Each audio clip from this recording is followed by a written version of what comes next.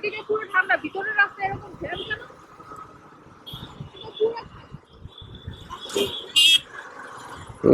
হাস্যকর।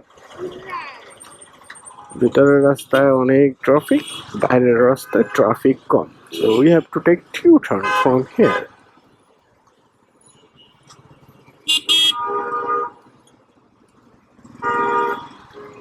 Thank you. The গাড়ি এই রাস্তাতে পড়ে যাচ্ছিল। এই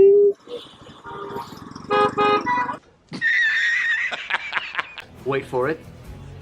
Here it comes. Almost there. পারে না। একটু সমস্যা আছেই।